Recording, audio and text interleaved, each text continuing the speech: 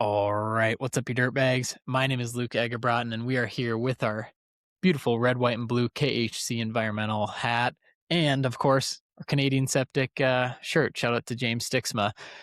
Huge weekend, huge episode, probably the biggest we've ever done because we have to do it right. This is our 4th of July Freedom Special, episode number 126. We bring the man himself, Mr. Jordan Smith, on the Dirtbags podcast. We had to make sure we delivered for you guys for this weekend. Whether you're on the boat, you're in the cabin watching this on the big screen, shout out to anyone watching on YouTube. You guys are the best. Whether you're just in the truck driving to wherever you're going this weekend, hope you guys celebrate responsibly. Hope you have a wonderful time celebrating 250 years of the beautiful USA. And also shout out to our Canadians. Canada Day was the 1st of July here, so it was on Wednesday. We also had our Dirtbags University that same day. Thank you for all of you that came out to our webinar. Unbelievable. We had Brad from Teach Me Dirt really do a deep dive into estimating. You guys loved his podcast so much. We did the estimating 101 on the Dirtbags, and then we brought him on and we had to do estimating 201, but as a webinar. So we'll actually put that recording up on our channel as well. You guys can check that out, the full recording.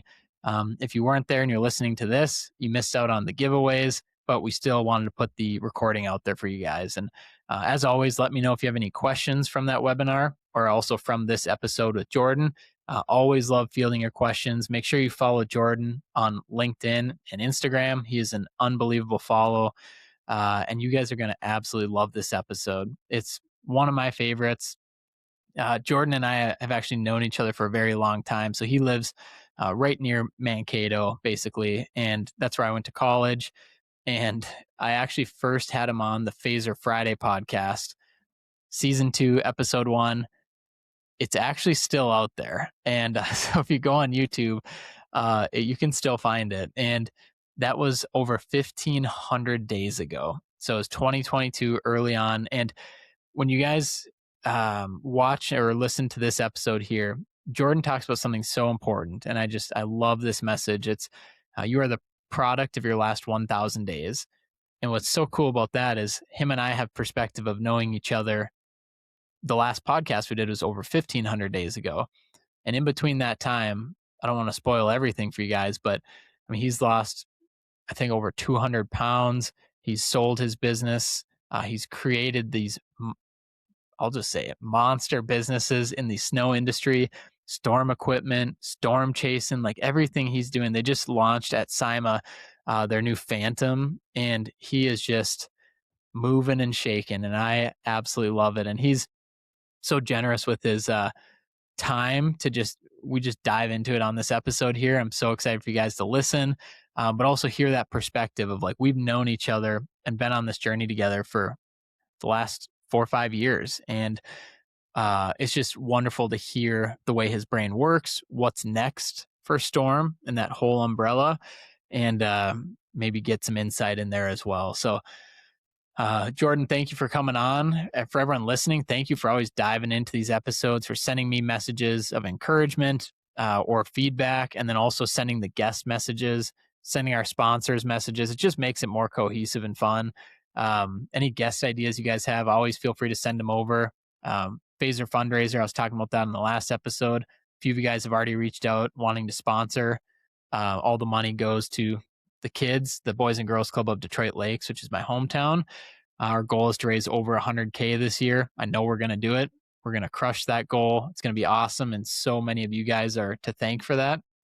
If you ever have any questions you want to help support, or you just have guest ideas, just text me 218-234-7345. You can also shoot me or our team a DM on any of our social pages, Dirtbags, Luke Egerbrotten, Phaser Marketing, Facebook, Instagram, LinkedIn. You guys know that. So, and also if you need any free air fresheners, only for people that listen to the podcast. If you guys reach out to me, you hear me say this right now, you can shoot me a text or reach out to me. I'll send you air fresheners. We got the new Skitty scent.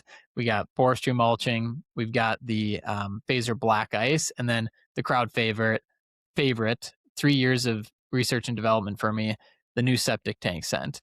They're killers. They're amazing. You guys love them. So shoot me a message if you guys want them. I'll send you a package with that, just as a thank you for listening to the show. It's one of the best jobs ever.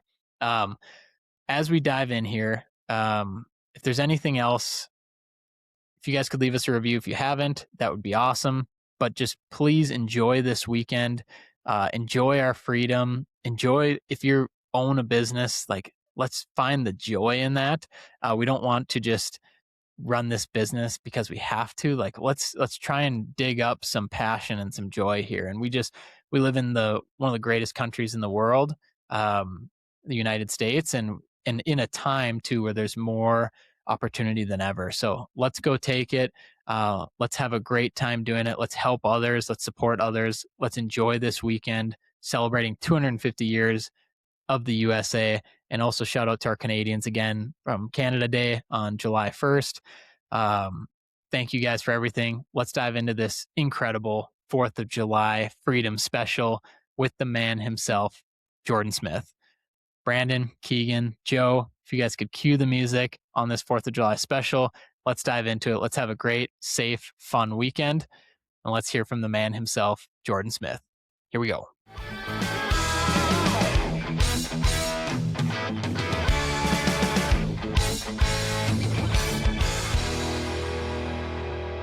All right, what's up, you dirtbags? My name is Luke Egerbrotten, and I get to be your host of this wonderful Dirtbags podcast, where we have a gigantic episode coming at you.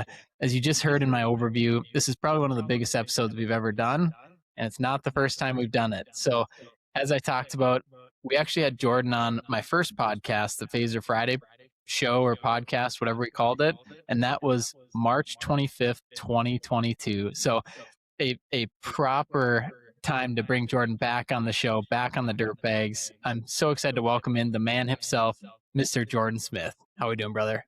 I'm doing awesome. Thanks for having me. I can't believe that's already been that many days ago, but really excited to get back together and catch up. I think we've both had a lot of things happen over the last 1,500 plus days. Oh man, it's crazy. So, and I want to start there because when I was doing the math, I was like, okay, the last time I had Jordan and the deep dive conversation on a podcast, 1,500 days ago. And you made a post a little bit ago that I thought really resonated well is you're the product of your last 1,000 days. And there's a lot to unpack there, but where did that post come from, or where did that mindset come from? And tell me a little bit more about your last 1,000 days. Yeah, that was one of those moments of life that, like, sometimes things just happen and a light bulb goes off and you're like, oh, wait a minute.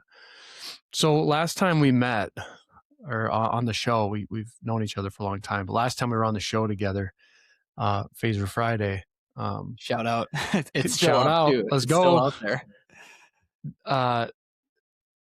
I had not yet begun what would end up becoming a pretty substantial health journey. And health is part of it, but it ended up impacting a lot more than health. It bleeds into business, family, mindset, everything else too, right? So in August of 2022, which would have been 5 months after we did that Phaser Friday podcast,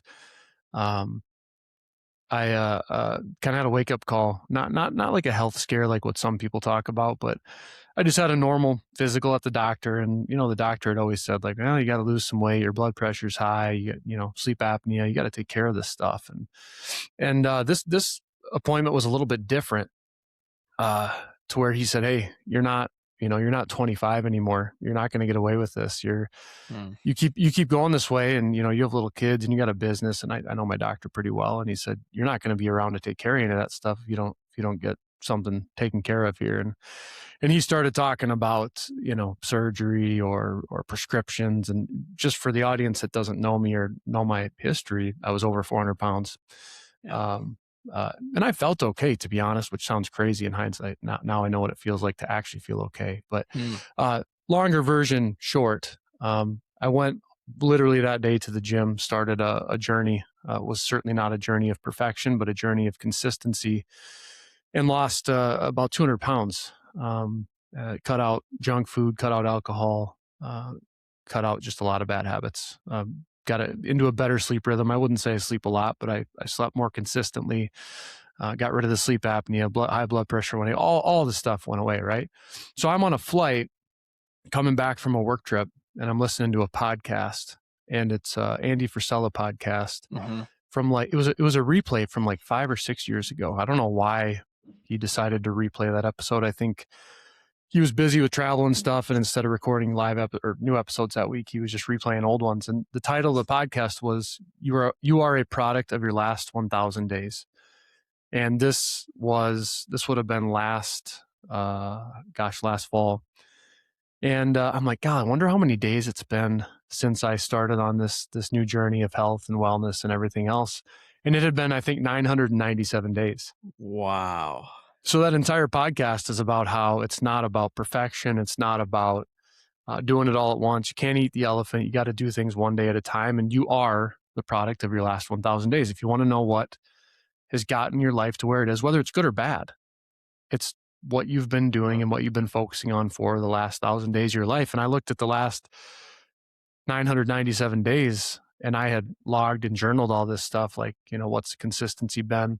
And I didn't win every day. I had like a 29% number of my days where I didn't hit my goals. I didn't do what I wanted to do, but I still won more than I lost. And that put me in a lot better spot than I was 997 days prior. So it was just one of those moments that, a podcast has been around forever. I had never heard it before. The thing pops up, and it just happens to be 3 days away from 1,000 for me on that health journey. So that was kind of a crazy deal. Man, you want to know what's crazy is before we were jumping on here, and I'm not a quick math guy. I love business math, but I was looking at the date and I was like March 25th, 2022. I'm like, what are the odds that was exactly 1,000 days from today? I was way off. I was like, I was a whole year and a half off. But man, it's so cool to hear that, because, and not to blow this and be dramatic about it, but somebody could be listening to this podcast right now whenever they're listening to this. And that's what I love about people's stories and information and inspiration. And Aaron Witt always says people listen to content or podcasts for one of three reasons, or a combination. It's to be entertained, informed or educated, or inspired. And so usually it's one of those three things, if not a combination, and you just never know. And that's the exciting thing. So as we're sitting here talking, Jordan, obviously we're having a great time because we just love this stuff anyway, but you just never know who's listening and what that might spark in them. So huge shout out to you for always being willing to share your story. But as we're going to dive in here, we're also going to dive into a theme a little bit of, what was like storm before storm, because obviously everyone knows you for storm chasing, storm equipment, and you have this theme going on your social media. But I really want to dig into the entrepreneurial journey first, and how did we get to today from where you started? Because you've been in the industry since you're 12 years old. So how did we get to today? Oh boy, I don't know if we have enough time, bud. Yeah, that's true. We can break it up. Let me back up a little bit. Let's go a little more specific. Let's go VSI. So we're into liquids, right? De-icing, and you focused on snow. I think would that be one of your big breakthroughs when you really honed in and focused? Yeah. We'll give a quick context. I was being a little dramatic there for effect, but we need 2 hours. But man, it did literally start when I was 12. I mean, I kid you not, I was the kid handing out flyers about mowing lawns and cleaning up dog poop in people's yards when I was 12. And that's not something my parents made me do. It's just something that I was inspired to do.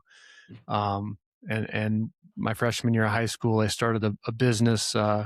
Selling stuff on consignment on eBay, because I saw all these people having these garage sales, and I'm like, man, how cool would it be if you could have a garage sale, but you could sell to the entire world? So I made, and that's like a year after eBay became a thing. So I did well with that, and I've just always kind of been entrepreneurial, right? Yeah. But my passion often primarily lied in the landscape, turf, and snow industries, and I think it's just because it was my first thing, right? Okay. And the way that I ended up getting into a whole bunch of other stuff, some good, some bad, is because I was always trying to solve the next problem, always trying to see around the next corner, do the next thing that would create a breakthrough in our business. And the reason I got into liquid de-icing and ultimately started VSI, as many people know me for, is because we were looking for a better solution to serve our customers in our commercial snow business. And we decided to use liquid de-icing. We had great success with it. And in fact, we had good enough success with it that I thought I could scale that success to other contractors. And that's why we started manufacturing equipment. And I'd say even more importantly than the manufacturing is we educated contractors on the process of liquid de-icing. And we just happened to make good equipment for that process, right? I think that's really where our success stemmed from at VSI. It was in the education and in the process more so than the equipment itself. Yeah.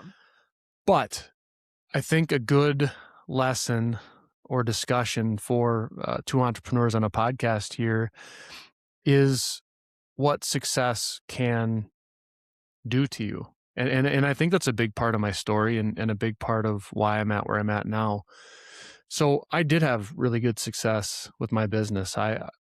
Candidly, timing was part of it. I started when I was 12, but my real business, Smith Lawn and Landscape, started when I was in college at Gustavus here in Minnesota.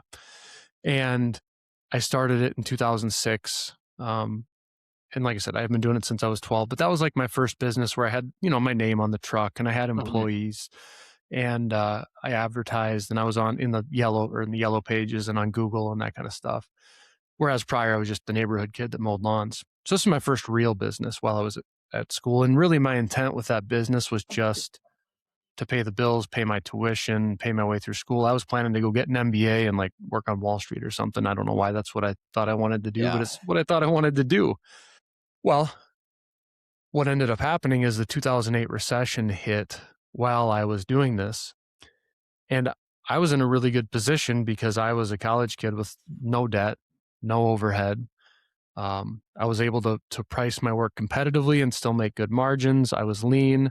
And that was just because I had just started out. I didn't know any different. I didn't know any better. I didn't even know what taking a bank loan to grow a business was. So like I was just in a really good spot during that recession to actually grow my business during that time. And by the time I graduated college in 2010, the recession had started to wind down. And Mankato, Minnesota is a very fast growing market. It's a micropolitan market. It's not a huge city, but it's very fast growing. It's a lot of young families.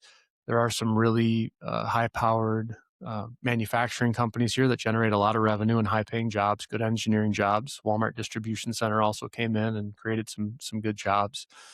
So it was a strong market and I was in a strong position with no debt and running lean. And I had picked up all these customers from other contractors that hadn't made it through the recession or hadn't made it through unscathed. And we just took off like a rocket ship. And from 2010, when I graduated, to about 2015, I mean, it was going, candidly, it was going so well that my tax accountant and my financial advisor are like, man, are you not like, are these numbers right? We just don't see this kind of net profit. We don't see this kind of cash flow. This is unbelievable. Like what's going on? And I'm like, I was kind of naive, right? I'm still learning. I'm still getting going. And it was just what I knew. But the lesson started here.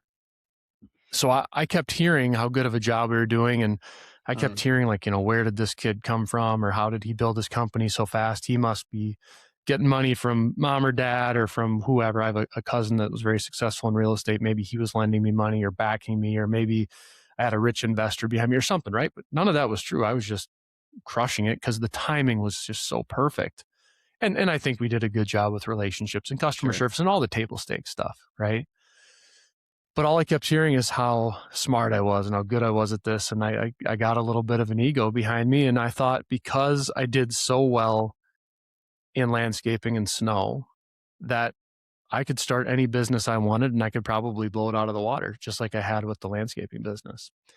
So in 2016, VSI had very softly started. Like I had partnered up with David Voigt. He was one of my first ever employees, a landscape foreman for me.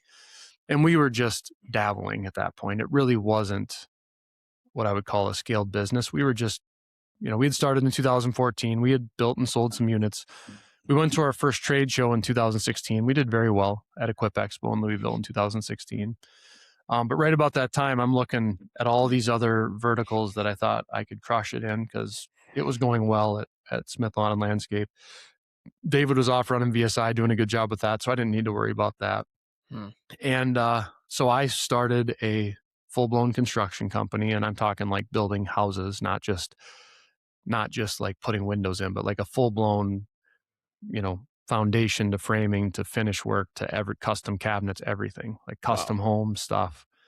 So I started that because I thought if I'm good at landscaping, I'll be good at that. I started a large supply yard, and it was landscape supplies. So that's like an adjacent business. You could argue that was a smart move for our landscaping business, but ended up not being. We'll get to that in a minute.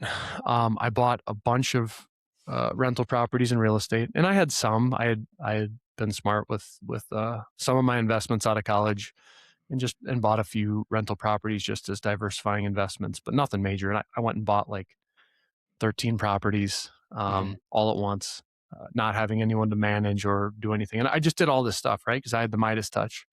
Yeah, right. And that's when things started going really not good. What's up, you dirtbags? I'm Joe from Phaser Marketing, and I have the unbelievable honor to talk to you about insurance. I know it's not the sexiest topic, but hang on with me for just a quick minute, because this is important.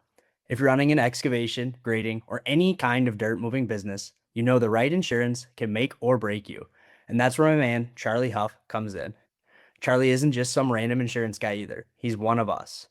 He grew up in a shop, he worked in the trades, and now he's dedicated his career to protecting dirt world companies like yours. His team is full service, fast, and relentless when it comes to getting you the best coverage at the best price. They flip over every rock, negotiate hard with carriers, and make sure you're not just covered, but covered right. And the best part, they make it easy. Need a COI? It's done. Adding or removing equipment? He's got it handled. Got an audit coming up? No sweat. They take the insurance headaches off your plate so you can get back to running your business. So if you want an agent who actually gets it, hit up Charlie Huff at 435-764-4833 to get your insurance dialed in. And it wasn't because I wasn't smart, or it wasn't because I just didn't have the experience in those fields, and I didn't have the experience in those adjacent but very different industries. And I also didn't know how to hire people to run businesses for me. At that point, I was still pretty involved in the day-to-day of the landscaping business, and I didn't realize how much that mattered because I hadn't yet become experienced at just owning and operating a business. I was working in the business more than on it, right? Next thing you know, I'm starting these 3 new, 4 new, 5 new businesses and doing all this stuff, hiring random people to run it, trusting them with the bank accounts and the money and the estimating and the inventory and all the things that you really need the right type of people on with the right processes. And we had none of it. So I went from having one business that was doing really well, another one that had a lot of potential in VSI, and then having these other 3 things that were just massive distractions that really just never went well from day one. And I didn't have capacity to fix any of it, because now the business that was doing well, I've lost focus on because I have a mess over here and another mess over here and another mess over here. And the business that was doing well all of a sudden wasn't doing that well because I wasn't present or available or on top of stuff. And it drug everything down with it. And it was all because of that ego and people telling me I was smart and I could do all this stuff and, oh, it'll be easy. You can work for all the same people you already worked for. And with this construction business, if you're already doing their landscaping, you might as well do their framing and their siding and all their stuff. It's like, it made sense on paper, right? Yeah. But I really didn't know what I was doing. So you can't just unwind businesses like that overnight. I realized pretty quickly, probably about a year in, that it was a mistake and I needed to go back to my roots. I needed to focus on the core business. I needed to give VSI more of my time and attention because it was starting to go well. But the only way I knew I could do that is if I unwound these, and I had to unwind them smartly because candidly, I was working for a lot of the same customers in these adjacent businesses as I was with my core business. So If I just said, hey, I know I bid all this work for you, but we're not going to honor it, I'd probably lose all the business on the landscape side too. Right. So we had to honor those contracts. We had to follow through on doing the work. We lost money on all of it. It was all bid incorrectly. We didn't order the materials correctly. We had warranty work. We just had a lot of messes to clean up. And it ended up taking like 3 years to unwind these things.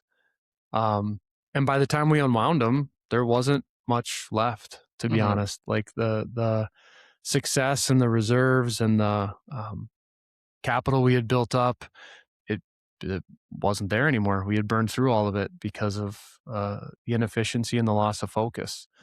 So it was kind of like starting over. And I'll never forget at the time just having nothing but regret about, why did I do this? I had such a good thing going. It was going so well. Why did I get into all this stuff? And it took me, it probably took me 5 years to really appreciate that.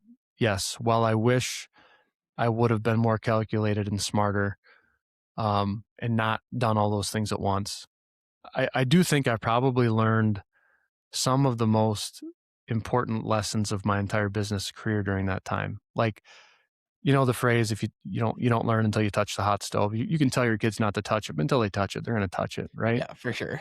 I had to go and touch that damn thing, and I touched it hard enough that I definitely won't get near that thing again, right? Yeah. And again, could I have done without it and still been successful? Sure. Do I think I would have the level of experience and mental fortitude and decision-making capability as I have now because I went through all that? No, I really don't think I would have. And I'm not encouraging anyone to go out and do this. In fact, I'm saying the opposite. Yeah. Because as soon as I started focusing hardcore, specifically on the snow side of my service business and on VSI as sort of an adjacent opportunity to my snow business, because that's where VSI started, that's when things really started to go well again. Yeah. And when I say they started to go well, we still had no money because we burned it all up, and we took on a ton of debt, and we're paying off old bills and old debt, and these stupid ass loans that they take your payments every day because you're broke, and like we had all this stuff, right? That was not fun, but once we started focusing again, we started getting our heads above water, and things started going the right way. And eventually we paid off those debts and got things cleaned up. And then things started going really well again. And I would say from 2020 to 2022, those were really great rebuilding years where I really learned the power of focus and how you're much better off focusing on the one thing and doing it to the highest level than trying to chase 10 different things and hoping one of them strikes gold. Yeah, I love that. And I would like to even park on that for a second, because you talk about the contrast between distraction and focus. And I'll even posture it a different way for you. For everyone listening is, what would you say is the difference between innovating and shiny object syndrome? Because I think we kind of intertwine the two as entrepreneurs. That's a great question, man. I don't know if anyone's ever asked that, but I think the answer in my head is actually fairly clear. I think that if you're chasing something because of the financial opportunity only, that's a shiny object that you're chasing. And for me, I did the contracting in the supply yard to chase money. It was only for money. I didn't have a passion for construction. I didn't want to be in the supplies business. It was purely because I thought that I could just vertically integrate what I was already doing and grab more revenue from the same customers. That's all it was. It was 100% for money and nothing more. That's a shiny object. Same with the rental properties. Like it seemed like easy money on paper because I had some friends that were doing it, making money, and I already owned the company that could do all the lawn care and the landscaping. And I had guys that could do the construction repairs and the plumbing and electrical. Like I thought it made sense on paper, but it was only for money.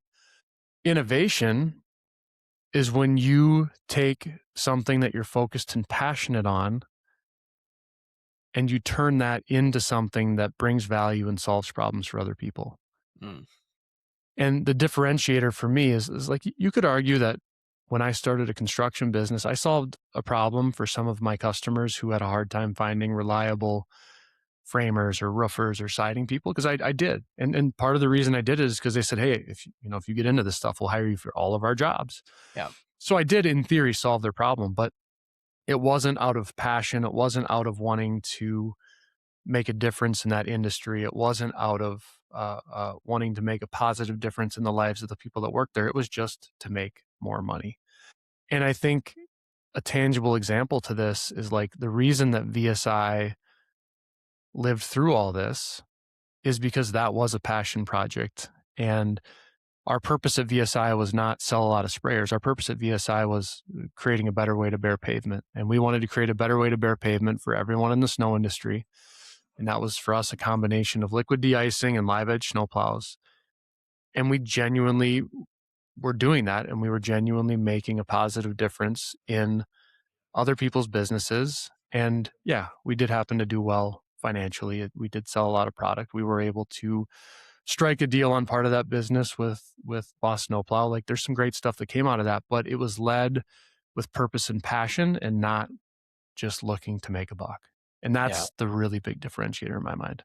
Man, it can get so misconstrued in our minds because sometimes as entrepreneurs, especially I would say when our teams are smaller, we think we need to continue to go out and innovate. And yes, that's true, but oftentimes that gets mixed up with this shiny object syndrome. And what I've found in our journey is that it's actually been easier as we've scaled. So we now have 31 full-time team members.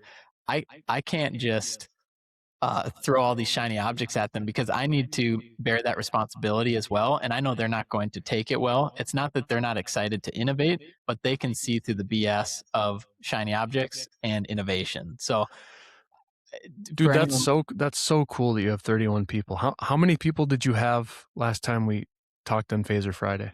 I mean, we had 0 full-time, but yeah, because we hired our first full-time person in May of 2023 from Mankato. Dude, that's so awesome. Yeah. That is so cool. Good for you. Thanks, man. It's good for you. That is a really cool. That's awesome. It's, man, I taking a little detour here. I'm in a whole new chapter of business, and it's my favorite of all time. People talk about, and I know there's issues, and it's tough when you have people, but I'd say the exact opposite. There's also more passion and mission behind what I do because I have mouths to feed, because I get the opportunity to build a new career path for somebody else and somebody else's family. So I think a lot of the negative flack that people give to hiring a team it can also be reciprocated to a positive of just like, we can impact these people. And I think of that with what you're doing at Storm and just highlighting the people behind the business, because that's all businesses are. They're just people behind the brands, and people want to work with people. So as we continue to dive in, man, it's so cool to see from your end and from our end, like the genuine care that we have, and you get to see it all the time and we get to see it, but just, it's inspiring when you can build something better for somebody else, especially when they've came from a business that didn't provide that. To be honest, like obviously we've stayed in touch over the years, but transparently, it's not like we're texting each other every day and like keeping up. We're acquaintances that respect one another's what we do and stay in touch, but like we don't talk a lot. The reason I wanted to come on here and talk with you, and you're gracious enough to say yes, come on in, is because I follow all your stuff so closely, and your genuine care and passion about your craft and your people and your people's families and your community is just off the charts awesome. And it just resonates with me a lot because I feel like I'm the same way. And it's not because I'm looking for attention or recognition. It's because it's just how I'm wired, and it's what drives me. I think we're both very purpose driven, and that happens to equate to the fact that we're scaling our businesses quickly, and it's an amazing opportunity to make a big impact on a lot of lives. But this is your show, so you always do a great job focusing on the guests. But I want to throw it back at you, man. When I say that's amazing that you have added 31 team members since we last talked, that's really freaking cool. And the way you've done it, and the way that you've highlighted them, and some of the fundraising efforts you do, like it's so cool, man. Like, so as a fellow business owner and a fellow Mankato guy. Like Heck yeah. props, man. It's so cool. Well, thank you, man. I appreciate that a ton. And yeah, obviously I went to Mankato as well. So there's this local feel in Minnesota, but just to see others go out and crush it too, not for like the theme is not for the revenue, but just for the lives changed and your clients, and you see it all over. And one of the things that has really helped me for people listening that just like settle into this mindset is run your own business. I just say that over and over. You can only spend so much time looking at competition and all that, but just run your own business, take care of your people. And those people are your clients, they're your team, your margins. Like you need all of this to work, but all this outside noise, just run your own business. Totally. And I think it's one of the biggest traps that, and it's human nature, but, and to be honest, like the social media machine is made to suck you in and draw you in. And it's really hard to not focus on external things when that's what's surrounding you the most. Yeah. But I couldn't agree more. I mean, anytime that we're working through an issue at Storm or with our team, as soon as we start pointing outside of our own box and saying, well, they did this or they're doing this, it's good to know the market. It's good to know the pulse. But you have to be you, and you got to be true to your purpose and focus on your team and yourself and your own efforts. And as long as you do that, it doesn't really matter what's happening outside. It really doesn't. Hey, dirtbags. It's Joe from Phaser Marketing, and I'm here to tell you this episode of Dirtbags Podcast is brought to you by Elgin, a pioneer in on-site wastewater treatment and a company built on purpose. For over 4 decades now, Elgin's been leading the charge in innovative, reliable, and engineer-friendly septic solutions. Their signature GSF system is NSF 40 certified, ASTM tested, and designed to thrive in even the most unpredictable soil conditions. With its multi-stage filtration process, smaller footprint, and lower maintenance, it's become the trusted go-to for contractors who want performance they can count on. But what really makes Elgin stand out is their heart. They've made it a priority to hire and support U.S. veterans, helping them transition from the military to meaningful careers in the trades. It's not just about systems, it's about service. Whether you're a contractor, an engineer, or a supplier looking to elevate your installs, Elgin brings you innovation, integrity, and impact all in one system. Learn more about Elgin at elgin.com and give them a follow on Instagram at Elgin Corporation to see install tips, product updates, and how they're giving back to those who served. Yeah, man, I love that. And kind of as we dive back into this chapter, I think you're going to see and we're going to hear maybe a big shift, because I know you mentioned 2020 to 2022, things were going well again. And then 2022, a lot of things happened. If you just go look at Jordan's LinkedIn, 2022 was a big year. So talk to me more about what all transpired there. Let's dive into that a little bit. 2022 was a big year, man. And you don't get to a big year without a journey up to that. I'm actually glad you brought up starting when I was 12, because I do think I network with a lot of entrepreneurs, both in our landscape, snow, construction space, but outside of the space as well. And I recently tend to end up in circles of people that are 10 to 20 years older than me. It seems like that's the rooms I end up in. I don't do it on purpose, but a lot of it has to do with kind of the stage of business you're in. And people are always like, well, how are you in your 30s? And how have you already had an exit? And we'll get to that in a minute, but, and how do you have this many team members, and how are you scaling this fast? And, where does the capital come from, and how is this possible? And back to the 1,000 days concept, it's all about consistency over a long period of time. And I started when I was 12. And the reason that I'm maybe 10 to 15 years ahead of some of my peers, and that's not a bragging thing. That's just like, I've done an extra decade of work because I started a decade sooner, and it's that simple. Yeah. And I got 4 young boys. I tell them that every day. Like, you have dreams you want to chase. Don't wait till you're an adult. Start right now, because it'll put you a decade ahead of everyone else. And I genuinely believe that, because you can read every book, you can listen to every podcast, you can hire any coach, you can do anything you want, but until you actually experience and do things for yourself, you don't get the full value of those things. And I just started really early, and I'm not saying I was perfect. Obviously, I just talked about a really tough period where I made a lot of stupid decisions, but I did start early, and I did learn a lot of lessons early, and I never gave up, and I just kept going. And because of that, it's put me in a spot to be ahead of the curve when it comes to people in my age category. So 2022, in my mind, really the lead up to what happened in 2022 started in, let's see, what year was I? 12, math, Oh, man. 19, no, 2000, year 2000 would have been year 2000. Started my first business and worked my way through that. Did a couple other things along the way. I mentioned the eBay thing. That was kind of just a high school side hustle. But I was still doing the mowing and the dog poop cleanup during that time. Yeah. College, I started the full blown business because tuition was expensive and my parents weren't paying my way. So especially at Gustavus. Gustavus, that's where the money went. Yeah. I mean, I was paying for that, and I had to figure out how to pay for it. I didn't want to take a bunch of student loans. I ended up having to take some, but not as many as a lot of my peers did.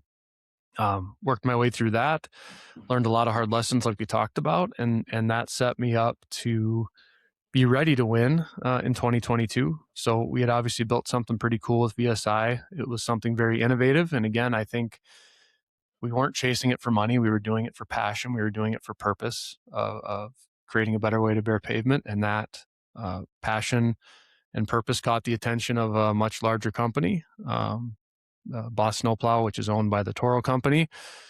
Toro is obviously a Minnesota company based in Bloomington. Boss Snowplow is their division. I think Toro acquired them in like 2014. Mm-hmm. They're up in Iron Mountain, Michigan. So both Midwest brands. They were intrigued by the Liquid story. They were intrigued by the way we had built it through education as the primary methodology. And they were interested in the intellectual property and the brand that we had built. So very unexpectedly, they approached us at a trade show and just said, "Hey, we've seen what you guys are doing. We think it's cool. Have you ever thought about selling your company?" I said, "Nope, I truthfully haven't." Now, the truth was I actually had thought that was a possibility, but I didn't want to say that in the moment. Give up leverage, you know? There we go. Hopefully they're not listening. It's too late. Never It's already split the signed. difference. But just got into just candid conversations with them about where we were at, and we were just hitting a growth stride. Like, to be honest, it was almost like it was too soon. My initial gut was like, "God, it's really like we just became profitable. We just hit our growth stride. We just had our best year ever. 1 or 2 more years, we'd be in a better spot to get maximum value on this thing, and then maybe it makes more sense."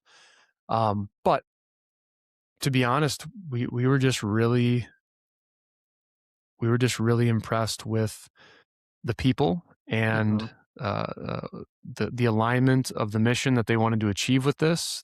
They wanted to allow us to continue to be purpose driven. They wanted to keep our team in place. They wanted us to keep focusing on education and industry advancement.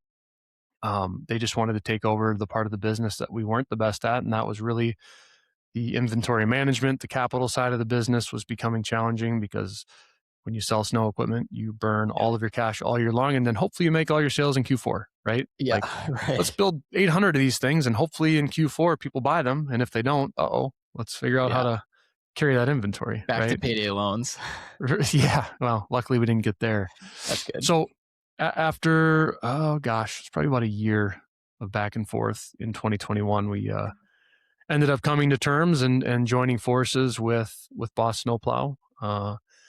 Pretty cool arrangement, actually. They kind of gave me a nod as an entrepreneur and said, "Hey, we understand that you're an entrepreneur and that you probably aren't going to want to just come and be an employee for us. So we're going to allow you to keep your own business. You can start a new brand. You can't use the VSI brand anymore because we're going to buy that, but you can start a new brand. We'll approve the name once you have it. And you can keep selling your live edge snowplows and whatever other heavy equipment attachments you want. Just you can't compete in the liquid de-icing space, and you can't compete with our pickup truck snowplows, salters, that kind of thing."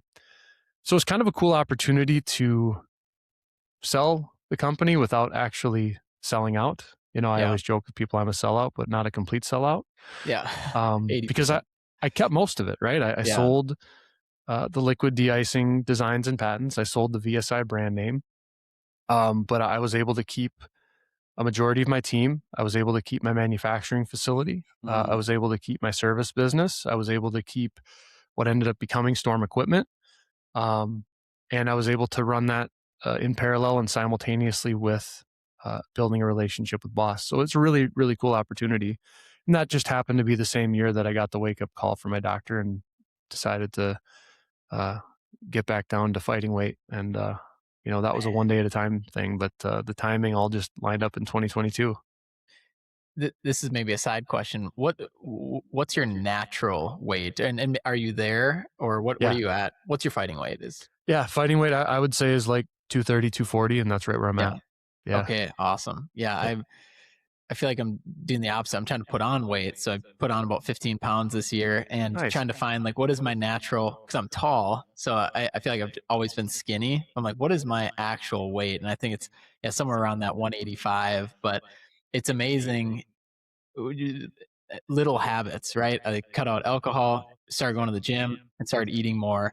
And it's like, wow, that's working. And you talk about some of those habits too, and I won't veer us off too far, but just some of these small habits that instead of getting 1% worse or 0.1% worse every day, you're getting 0.1% better every Totally. day. And that's just the compound effect, of course. So I'm like, I've said it before on podcasts and on my social media, so I won't beat it to death here, but I will say that I think the type of journey that I went on with my health is like the only sustainable way to actually do it. Because I had, for the course of 13 years, I had, lost 50 pounds, gained 60, lost 70 pounds, gained 80. I had done this yo-yo. Like you see a lot of people do this, right? It's human nature. You achieve some success and then you give up on what got you there and trying to take shortcuts and that kind of stuff. It's hard. I did it different this time and I don't even honestly know why. I would love to tell you it was super intentional. I like laid it out on paper, but again, I literally left that doctor appointment. I went to the gym. I talked to the owner of the gym. I said, I suck at following through on this. I will pay you any amount of money to just make sure I show up here 3 days a week. And if I don't show up, here's my address. Come hunt me down, drag me there. Like, I just need to be here 3 days a week. And like, that's all I want from you. I don't care if I do anything else right. I just need to start building some momentum. So all I committed to the first couple months was 3 days a week in the gym. And that was up from 0 a couple years prior. And that was my only purpose to start off, was just 3 days a week in the gym. And to be honest, like there was days I left the gym and I drove through McDonald's drive-through and like people would argue like, oh, that's such a waste. But it's progress one day at a time. And eventually 3 days a week in the gym turned to 4 and 4 days a week in the gym turned to 5 because I started enjoying it and getting addicted to it. And then all of a sudden I'm like, well, why the hell am I going through the drive-through? Like that is a waste because I'm building momentum, building momentum on this thing. So then I cut out fast food and gas station food. So like any convenient food can be very dangerous because it's so fast and easy to eat so many calories and so much junk. And people joke about a slow metabolism or thyroid issues or whatever, and those are real things. But like I have always been kind of a big dude. Like when I was a kid, I was 200 pounds in 7th grade. Like I was just a big kid. And I would eat the same as all the other kids, but I was just a big kid. And like that was part of who I was. So I have to be pretty careful. Like I've never had the issue you're talking about trying to put weight on. I've always had to try to keep it off. Right. But so I cut out the convenient junk food. That was step 2. And I think I had lost about 80 pounds and I was at Equip Expo and a bunch of people, I'd lost enough now. People are like, oh man, you look great. You lost a lot of weight. And I'm like, yeah, I still got like 120 pounds to go. And they're like, oh man, that's a lot. I'm like, yeah, I'm kind of bummed. I've kind of plateaued. It had been like 9 or 10 months. And I felt like it had been a year actually. I kind of plateaued. I got stuck like right at 310, 320 pounds, which still is a lot, but it was a lot better than 418 or whatever the heck I was. And I was talking to a guy, his name is Anthony Mann. He's a hardcore. Yeah. You know Amazing. Anthony? Yeah. Oh yeah. The The best. hardcore dude. We call him Dana White. He's looks like Dana White. He acts like Dana White. He's wild. And he's like, bro, you got to do 75 hard. It'll bust any plateau. And I'm like, what the hell is 75 hard? But just like the wake up call from the doctor, I'm like, yep, I need to do something hardcore so that I don't lose momentum. Because I know myself well enough to know that because I had plateaued and got stuck, that's about the time I would typically revert course and start having bad habits again. So literally the day after Equip Expo ended, I started 75 hard. And it's hardcore. It's 2 workouts a day, 45 minutes each, 1 indoor, 1 outdoor. It is a literal perfect diet, no cheat meals, not even a single M&M, not even a single teaspoon of sugar, nothing. It's pick a diet, stick to it, no sugar, no junk. Huge one for me was no alcohol. I had never I'm a bourbon guy. Like I love pouring a glass of bourbon after work, going out with clients, going out with employees. It was just a thing I liked to do. I enjoyed bourbon and probably had too much of it. And so cutting out alcohol was a big deal. And sure enough, 75 days of that, and I was able to finish the program. So I had lost about 100 pounds in the first year. I lost another 80 pounds in the next 75 days. Oh, wow. Just oh like my gosh. obliterated the plateau I was on. And I credit that program with what I think is the ultimate reason for my success now, with it being, 4 years later. And that was the mental rewiring. It was the mental side of it more than the physical side of it. And the mental side of it is proving to yourself that you can keep promises to yourself and knowing that you can do anything, even if it's hard. That was the breakthrough I really needed. And obviously it did bust my plateau. But ever since I did that program, and I've done it 5 more times since, because mental toughness is a perishable skill. You have to keep it sharp, just like any skill or knowledge. You have to keep it sharp if you want to keep it. That is what has put me in a position now where, like, I haven't thought about having a drink. I haven't thought about stopping at Dairy Queen and getting a Blizzard. I go through a drive-through. I don't think about getting fries or a Big Mac. Like, it's not even part of what I want anymore. And I'm not saying that everyone has to do that. And my point to all of this is, back to the consistency, one step at a time. I didn't do it all at once. Yeah. The whole first year was just like incremental improvements, the 1% or the 0.1% per day, not perfection at all. I wish I would have journaled everything for the first year. I didn't start journaling until 75 hard, because that was part of what I wanted to do with that as well.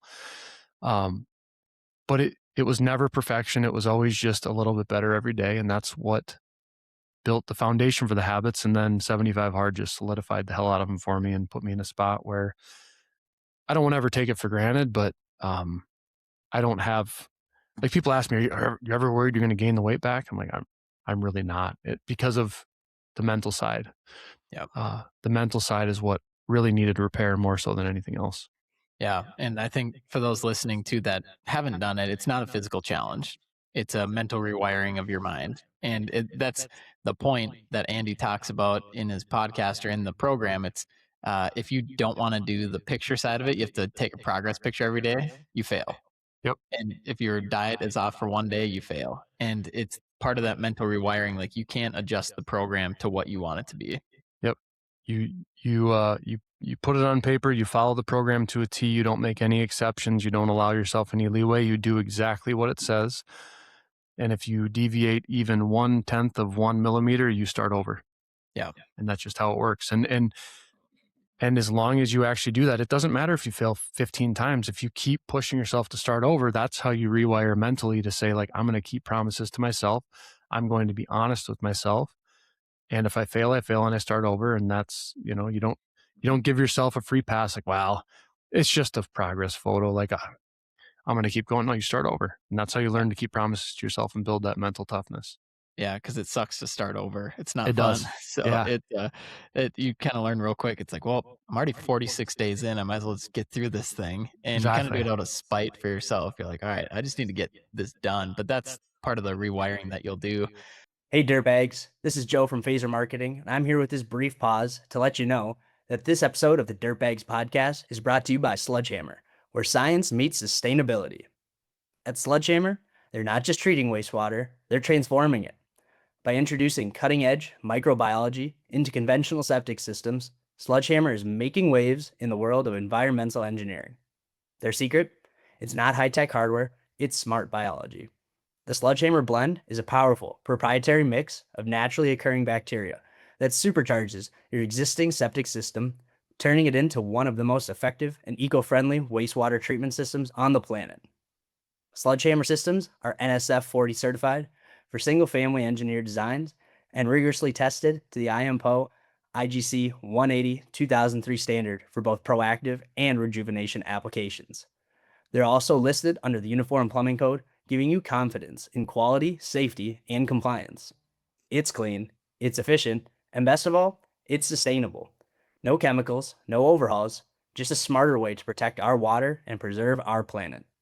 To learn more about how Sledgehammer is reinventing wastewater treatment for a greener future, check them out at sledgehammer.net and check them out on Instagram at Sledgehammer Group Ltd, where you can learn more about their installer network partnership program. And check out AK Industries and HydroAction for their trifecta of all your needs for wastewater solutions. Jordan, this has been awesome.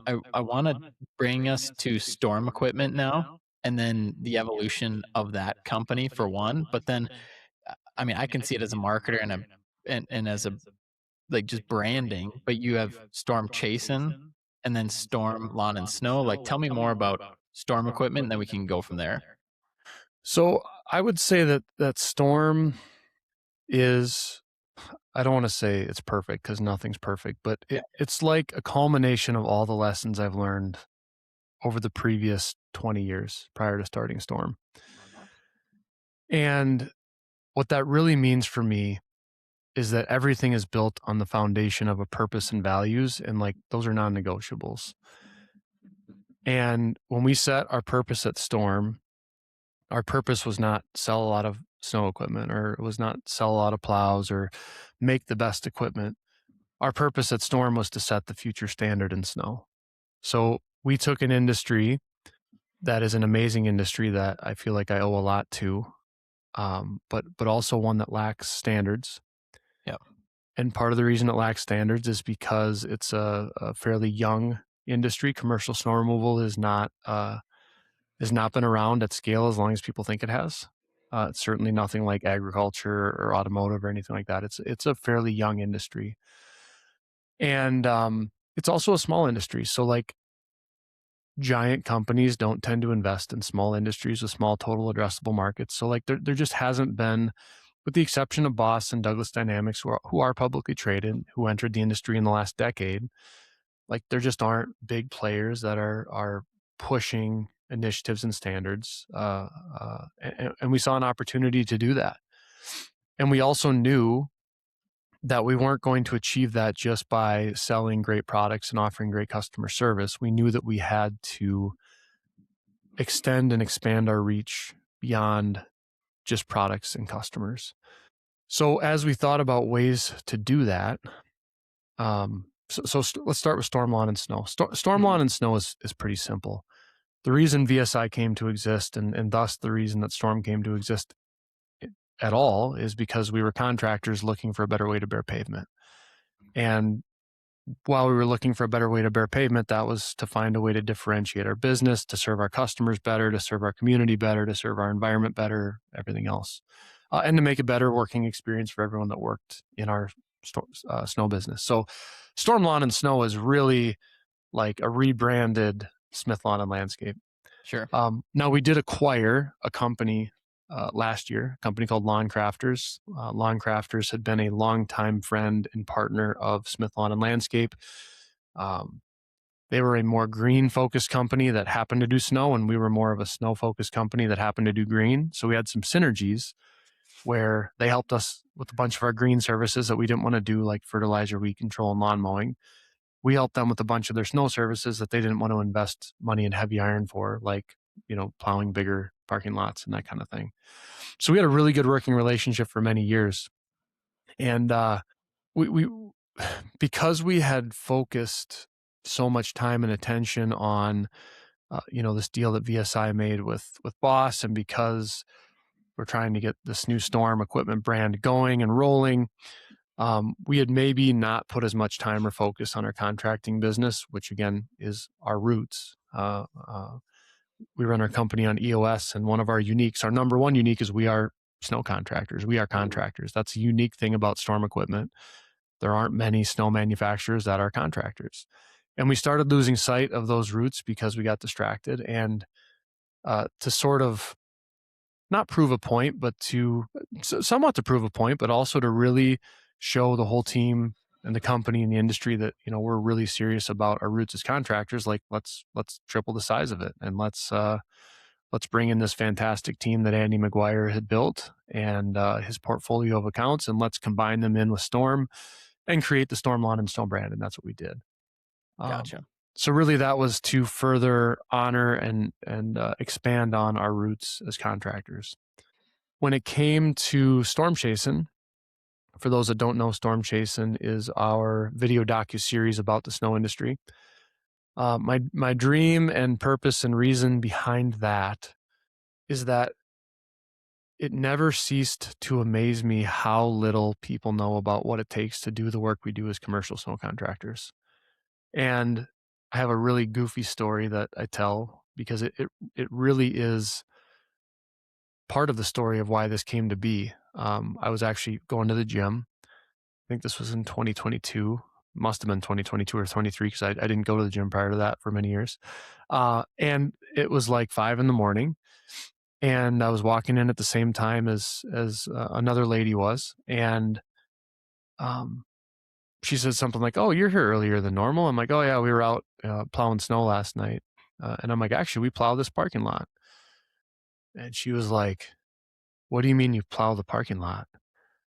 It's like, "Well, how do you, we got 8 inches of snow last night. How do you think there's just not snow in your parking space? And how do you think that the pavement's melting down to bare pavement?" And she's like, "Oh gosh, I'll be honest. I see I've noticed the plows out on the highways and stuff, but I just assumed that this parking lot was heated or something like that." I'm like, "Really?" Now, this is an extreme example. Most people aren't that naive, right? And she felt silly, and I didn't try to make her feel silly, but I think the look on my face, she was like, "Oh boy." It just made me realize that not just everyday people, but even property managers who are hiring snow contractors probably don't understand the amount of investment, training, preparation, liability, the cost, the risk of running a snow business. Like they probably don't know, and they don't know because it's not their world. And we do our work in the dark. A good friend of mine, Bob Marks, had a really good line. He said, "Your show sheds light on people that do their work in the dark." And that's what it's really about, because people don't realize what it takes to be a snow contractor, and they don't realize the sacrifice and risk, and the fact that your schedule as a snow contractor is not set by a calendar or a clock. It's set by the weather, which could be on Christmas or Thanksgiving or New Year's. It doesn't care. It could be your wife's birthday. It could be the birth of your child. And like, if you are a snow contractor and you don't have a team scaled out, guess what? You're out there doing the work during any of those events. And that's not normal for most industries. So what I really wanted to do with Storm Chasing is highlight to an extreme level on a platform that was hopefully high enough production value to get non-snow contractors to watch it. Now, of course, I want contractors to see it and have fun watching it. But like, to me, it's even more impactful if we can reach the general public. So that was the goal with Storm Chasing, and it continues to be the goal, is to, again, shed the light on people that do their work in the dark, to raise the level of respect and appreciation for the work that we do. And when you raise the level of respect and appreciation for an industry, it increases the perceived value, and that increases the ability of contractors to command proper pricing. I don't even want to say higher pricing, but proper pricing. Yeah. Because so many contractors, I'm sure you know, and you see it in your business too, they work on zero margin. Some of that's their own fault, but some of it's because there's too many contractors underpricing their work because their customers don't perceive it as valuable. Mm-hmm. And if we can elevate awareness, we can elevate perception of value, and that's a big deal. So to me, storm chasing is like part of the definition of our purpose of setting the future standard in snow. And I don't expect that this is something that makes a big impact in year 1 or 2. I think it is doing very well. It's the most viewed piece of snow media ever created. Like if you look at the viewership, like there's, with the exception of some viral like shorts or reels, like long form content around snow, this is by far the most viewed thing ever created. And we're only in halfway through season 2. Right. We're going to do this thing for a decade or 2 decades or 3 decades. And I hope in 10 or 15 years, enough people see this thing that they're like, oh yeah, I know how commercial snow contracting works. These guys prepare 10 months a year to work for 2 or 3, and they hope it snows so they can get paid. And like, that's hard work, and that's, they deserve respect for that. And that's really the goal for this show. Yeah, man, that's huge. Do you see, and maybe the question is more around inspiration for the style of the show, because growing up, I watched a lot of Gold Rush and shows like that. Was there any inspiration from a specific show, or what were your thoughts there? Yeah, I mean, for me, it was Deadliest Catch and Gold Rush, because those were the 2 that I watched growing up. Okay. And actually, I think Deadliest Catch is a really good reference, and some people laugh at me when I say this, but I'm going to say it anyway. I'm not a huge seafood guy, because I live in Minnesota and we don't have the best seafood here. But when I travel to the East Coast, I love seafood. I love it. When it's fresh, it's great. But watching Deadliest Catch made me really appreciate and understand why crab is so expensive, because it's freaking dangerous, it's freaking expensive, and it's risky. And like, that raises the perceived value in my head. And I'm not saying like I would not buy crab at a restaurant because I haven't seen the show, but like, it definitely makes me look at the menu and say like, yeah, I understand why that's $40, because these people nearly die catching these crab. And in the back of my mind, I'm like, oh, maybe if people see that snow is risky and expensive and sometimes dangerous and people sacrifice a lot, maybe they will say like, yeah, I'm willing to pay X for snow services because that freaking sucks and I don't want to do it, Right. But so Deadliest Catch was definitely a big part of it. And then Gold Rush is a little bit different, but that same type of format of like, what does it take to get a couple ounces of gold out of the ground? It takes millions of dollars of iron. It takes a lot of risk, and you might make an entire season without making a dime. So there's a lot of parallels there. Yeah, and we'll jump right back on your train here about as we're diving into Storm, but I've heard this a couple times and I couldn't agree more, but talk to me a little bit about how the snow industry is just a thankless industry. How usually the message you get aren't, hey, thank you so much for plowing last night. Yeah, I mean, to be honest, man, I think it might be contracting in general, and Sure. Without turning this into a culture of our country podcast, like I think we do just generally have a fairly unappreciative culture in this country sometimes, unfortunately. I do think in the Midwest we're better than other places I travel, so props to us in the Midwest, especially Minnesota. Yeah, Minnesota, nice, baby. So good. But it is thankless, and part of that is because of the conditions we're working in. Like, just tactically, there are not a lot of other humans out with you while you're doing snow work because the weather conditions suck and other humans are avoiding those conditions. So like, part of it is they just don't see it or are not around it to thank people. The other thing is that people that aren't up all night monitoring and dealing with the weather, they don't realize what you've already done or gone through that night. So one of the biggest issues I see with snow contracting, and the reason it feels thankless sometimes, is you could have guys that have been out since 5 a.m. the day before, and they work all night, and it's still snowing, and morning drive comes, and it's still snowing, and they've still been working. They've been out there for 24 hours working already, and a customer opens their garage and sees there's still snow on their driveway, or they pull into their parking lot and there's still snow on their sidewalk, and they got Italian loafers, and they're pissed off because they got to walk through snow, and they call and they light you up. And what they're not thinking about is the fact that you've been working for 24 hours. It's still been snowing the whole time. You can't build a glass dome over their parking lot. And like, you have plowed their lot 6 times already. You just haven't been back in the last hour and another inch of snow has fallen. And it can be hard at times because the client's perception is like, oh, they haven't been here for a while, even though you might have just left. And now the client's not perceiving you as a valuable partner, even though you've been there 6 times in the last 24 hours and you haven't slept. But like trying to prove that to someone or argue with them about it's not worth it. So you just say, yes, sir, we'll be right back. We were there earlier, but obviously it's still been snowing, and like they don't want to hear it because their Italian loafers got wet in the snow.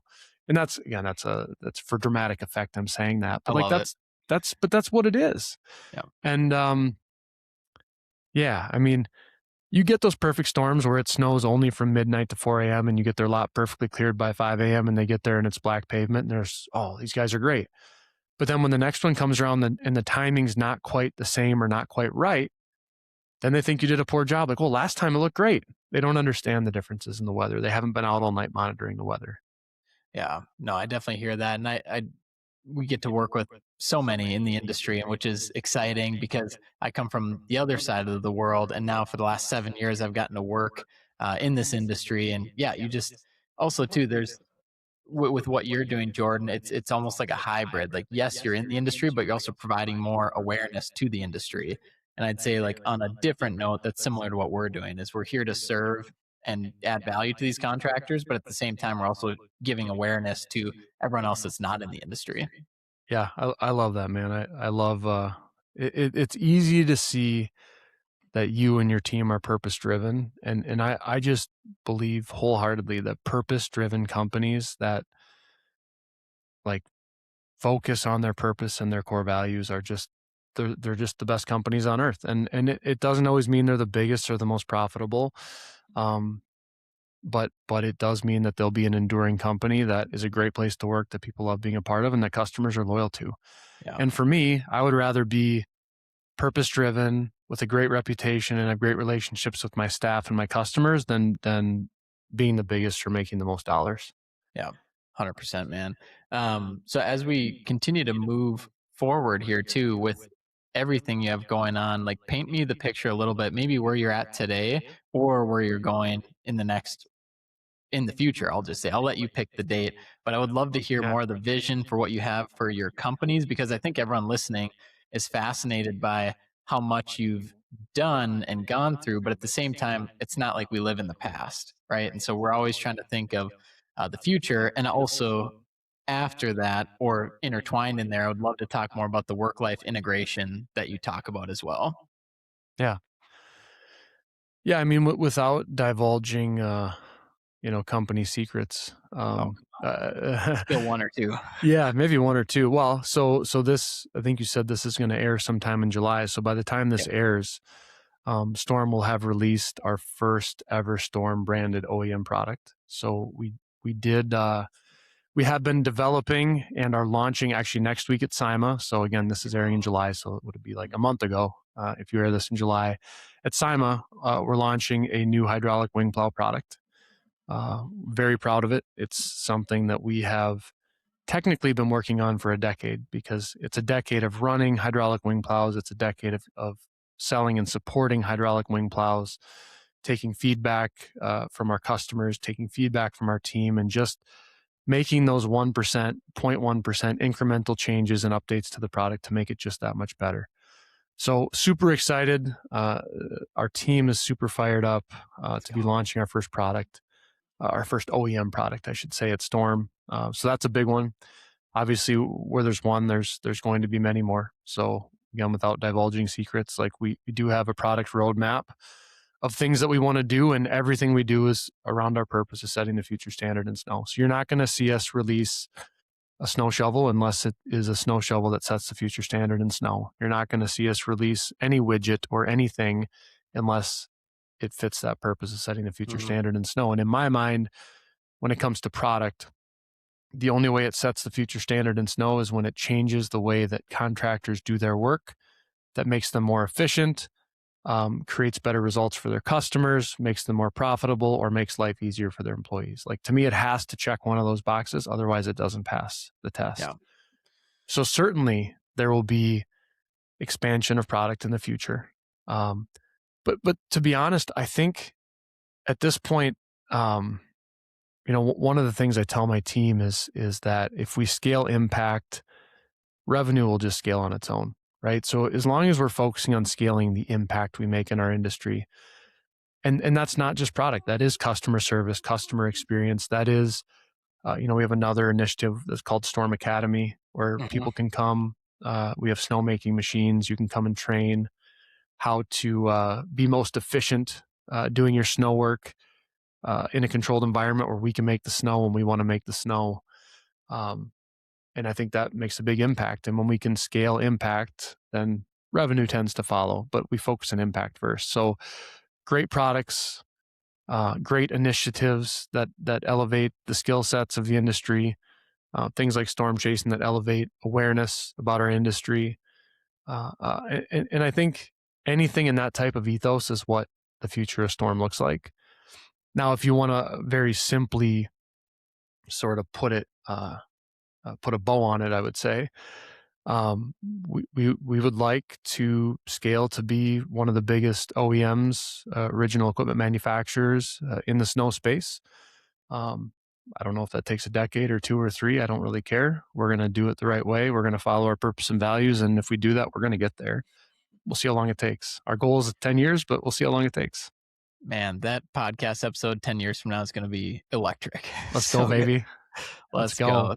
Dude, I love it. And so as you're going through this too, it's fun to hear the vision, and because as entrepreneurs, as we focus on innovation and not the shiny objects, like it's always this battle. And for everyone listening, it's really cool to hear how you can have an impact on the industry as a whole while also being involved in it in many different facets, but having focus. And so as we talk about focus, you talked about distractions. I have to bring it back a little bit to your home life, right? So you mentioned you're a father.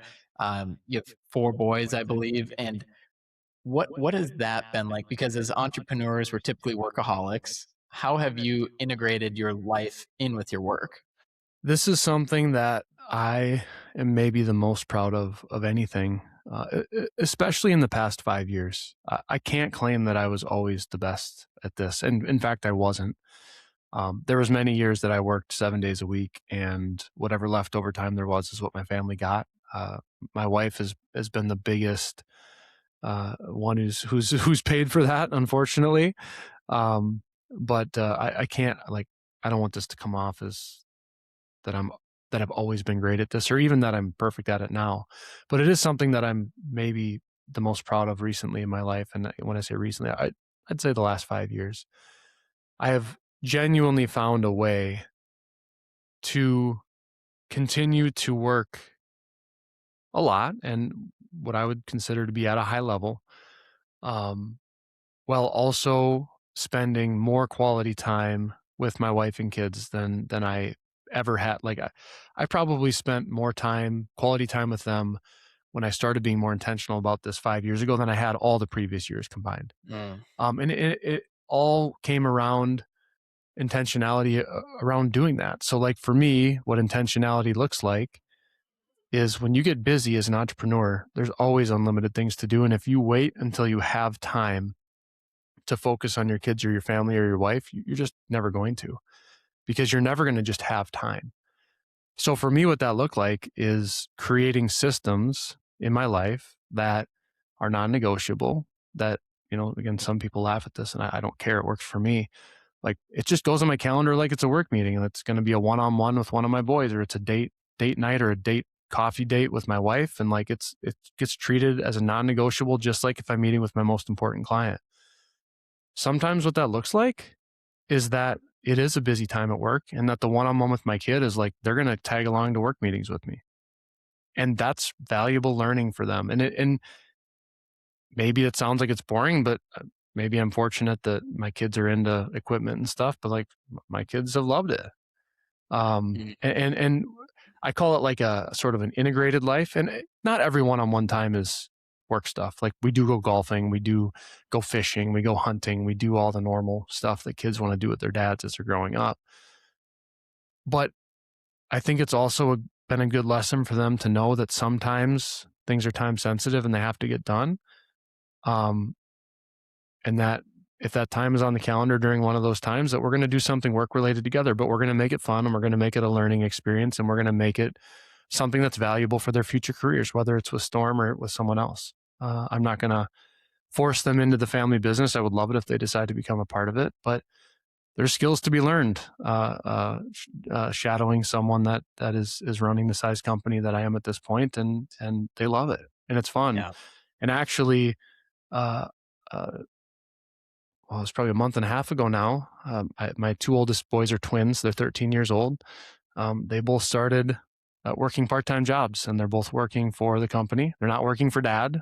Yeah. In fact, they're not even working at the same facility that I work at. So they're working for some of my staff and my managers, and they had to interview just like normal people. And I'm sure they got some preference, but like I've been very clear with my staff, treat them like a normal employee. If they don't behave well, you treat them just like you would anyone else. If they don't show up on time, they get docked just like anyone else would, and don't give them any special treatment. And so far, so good. Like we're a month and a half in, and the feedback has been that they've been working hard and listening well, and not ever pointing out the fact that dad owns the company. And I think that's really cool.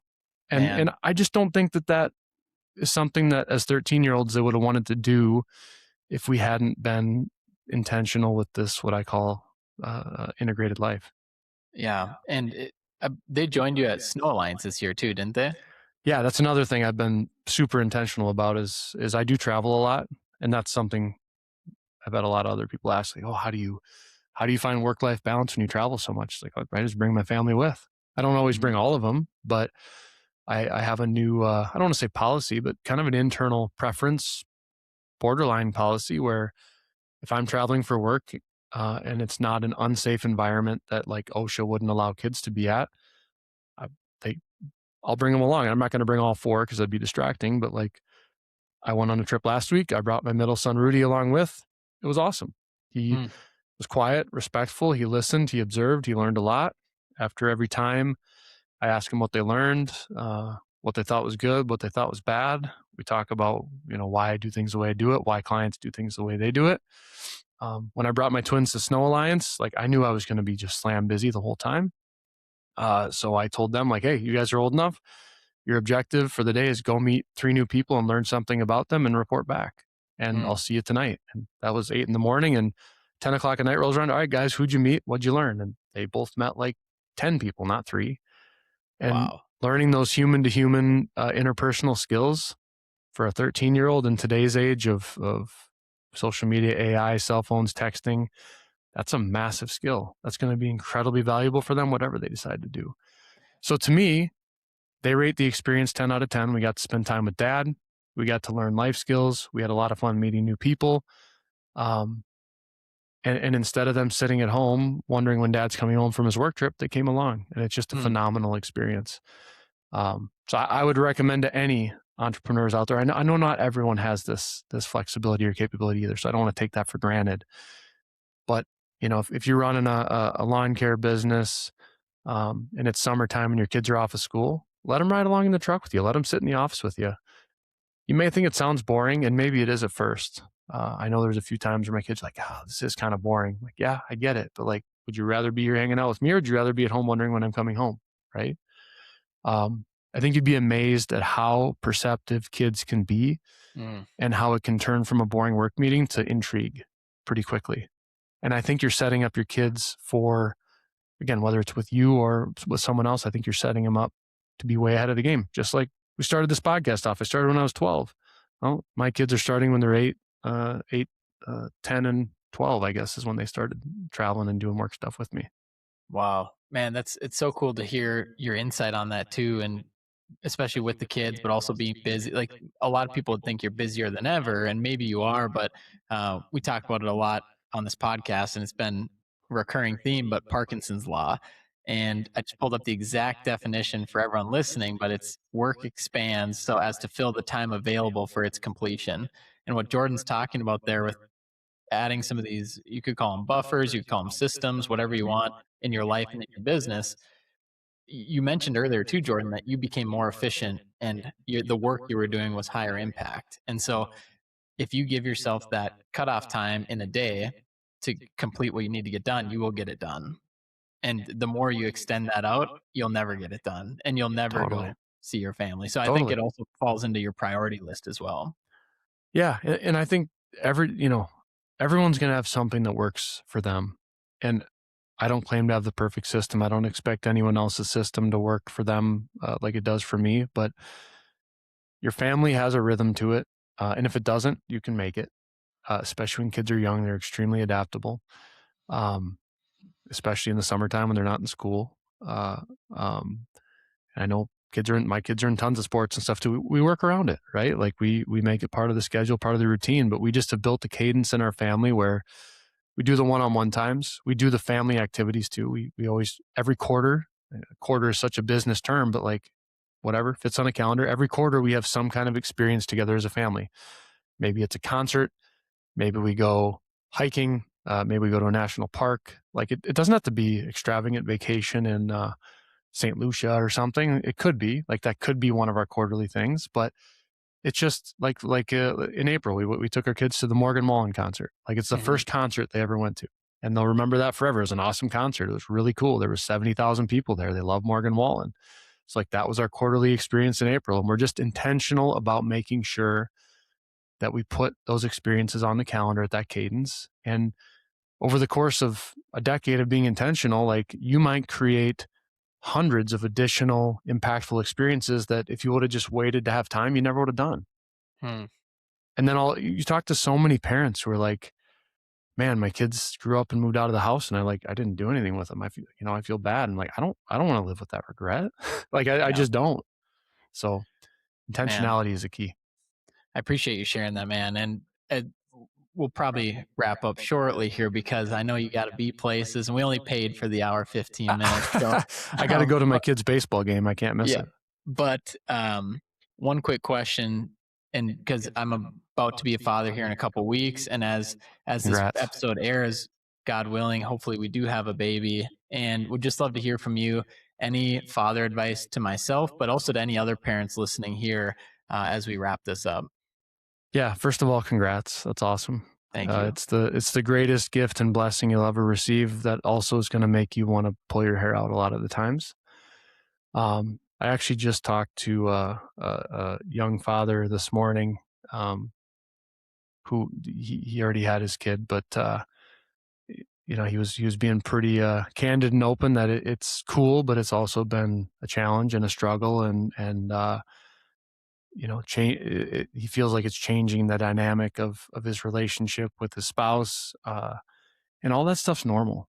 Like all that stuff is normal. Anyone that's portraying themselves as like, we had our first kid, life is perfect, we do all this cool stuff and put it on social media, like it's not a reality for 99.9% of people. It is challenging. It is hard. It will challenge your relationship dynamic with your spouse. It will put you in positions where you feel guilty about not, how do I say this right? Like there'll be times where you're like, man, I'm holding my kid. Why am I not happy? And it's because you're tired and you haven't slept the same as normal, and because your work schedule's thrown off and your routine's thrown off and your relationship rhythm with your spouse is thrown off.